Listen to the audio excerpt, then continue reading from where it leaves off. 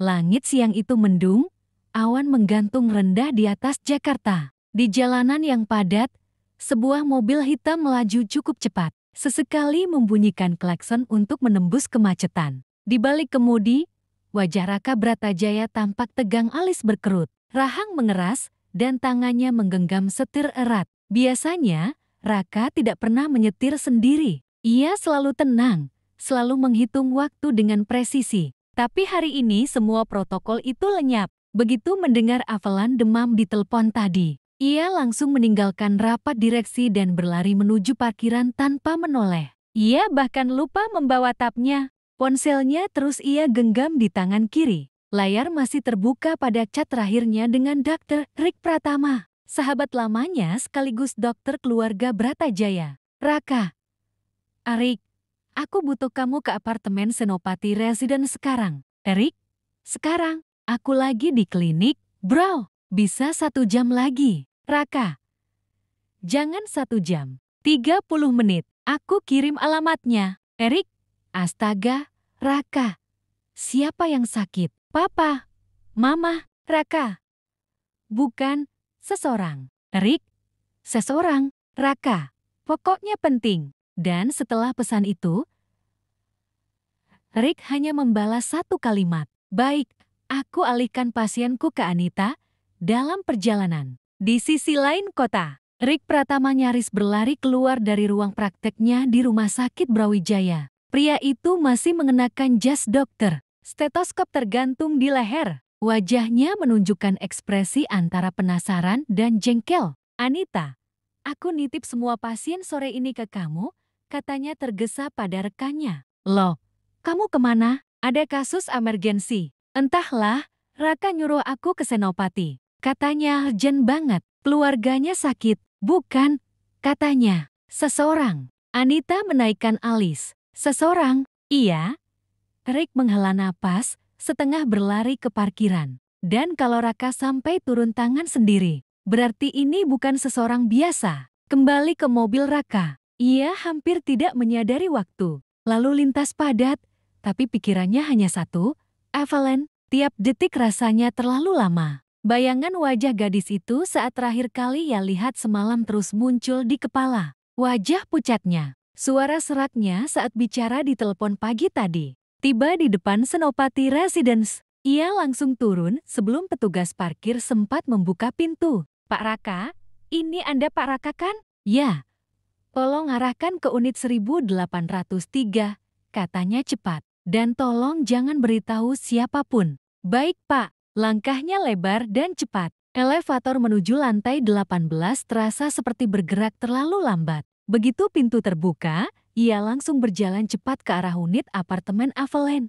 Sesampainya di depan pintu, Raka menekan bel. Tak ada jawaban. Ia mengetuk pelan. Avalon, masih sunyi. Wajahnya menegang. Ia mengetuk lagi, lebih keras. Avalon, ini aku, Raka. Dari dalam terdengar suara langkah pelan, lalu pintu terbuka sedikit. Avalon muncul dengan wajah pucat, mengenakan piyama dengan rambut yang tergerai. Raka.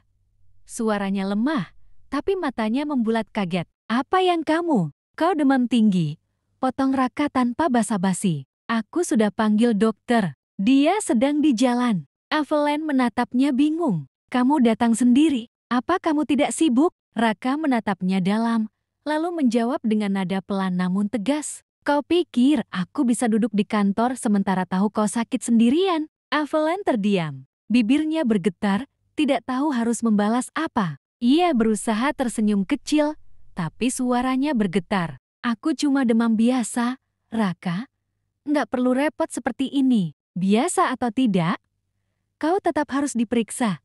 Katanya cepat. Kau bekerja terlalu keras. Ia melangkah masuk tanpa menunggu izin. Di apartemen itu, aroma lembut lavender memenuhi ruangan. Raka memandangi sekeliling bersih, rapi, tapi sepi. Avalon menatapnya, antara canggung dan bingung. Kau selalu begini, ya, semuanya harus sempurna. Bahkan cara menjenguk orang sakit pun. Raka berbalik menatapnya, lalu senyum tipis muncul di wajahnya. Tidak. Aku hanya tidak suka kehilangan kendali. Ia berhenti sebentar, lalu menatap Evelyn lebih lembut. Dan kamu, entah kenapa, selalu membuatku kehilangan itu.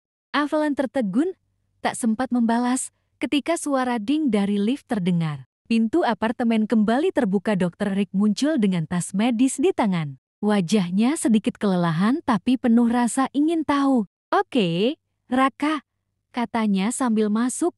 Aku sampai juga. Sekarang jelaskan dulu, siapa pasien VIP yang bikin kamu panik setengah mati sampai aku harus ninggalin klinik dan semua pasienku? Rick menoleh ke arah kamar Evelyn, dan begitu melihat wajah gadis yang berdiri duduk bersandar di tempat tidurnya itu, ia langsung berhenti. Matanya melebar. Tunggu sebentar, bukankah ini Evelyn Marvin, artis yang banyak iklannya itu? Raka menatapnya datar. Ya, ini dia. Oh, Nona Evelyn ternyata lebih cantik saat melihat Anda secara langsung. Eric, lakukan saja tugasmu segera, sahut Raka yang tak suka dengan tingkah sahabatnya itu. Rick memandang Evelyn speechless, lalu kembali ke Raka dengan ekspresi setengah kagum setengah geli. Kamu gila, Raka?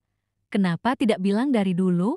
Kau punya kenalan artis, tapi haruskah kau sepanik itu? Evelyn tertawa kecil, meski masih lemah. Maaf, Dok, aku cuma demam ringan, sungguh. Rick mendengus, lalu tersenyum saat menatap Evelyn sambil mengeluarkan alat medisnya. Demam ringan atau tidak, kalau sampai Raka Bratajaya sendiri yang nyetir ngebut dan manggil dokter pribadi, berarti kamu pasien paling berharga minggu ini. Raka menatapnya tajam, tapi Eric hanya tersenyum menggoda. Tenang, bro, aku ngerti sekarang kenapa kamu segitu paniknya. Evelyn menunduk malu.